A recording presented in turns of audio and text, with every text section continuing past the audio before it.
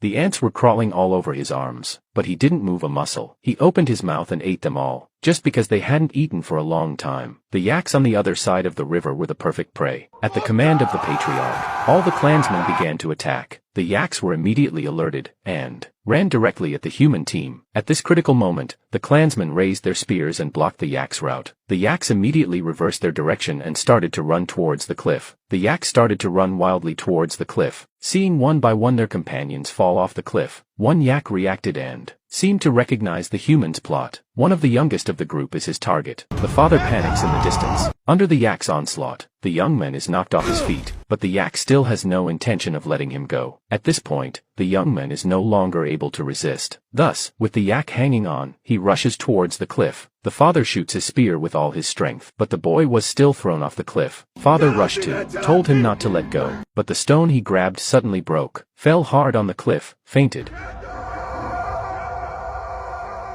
The father had to erect a tombstone for him with his own hands, and then took his people away from here. At this time a vulture, he took him as a corpse, and then bit hard.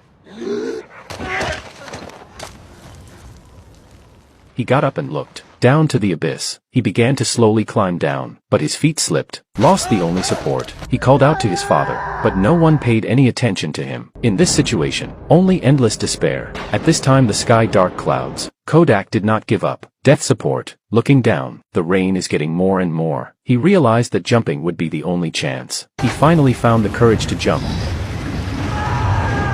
The next day, Kodak was glad to be alive, but his right foot was broken. He crawled to a puddle of muddy water and drank directly from it. Afterward, he took off his shoes, and his right foot had swollen into a deformity. Then he stuck his foot between the stones, endured severe pain to straighten the leg bone, and made a simple fixation. He walked for a long time, and finally came to the edge of the cliff. But the first thing he saw was the tombstone his father had erected for himself. He was angry, but there was nothing he could do. At that moment, a wolf whistled from afar. Kodak hurriedly got up and fled in the opposite direction. Just when he thought he was safe, two hungry wolves were already on him. By the time Kodak realized, the hungry wolves were already approaching quietly.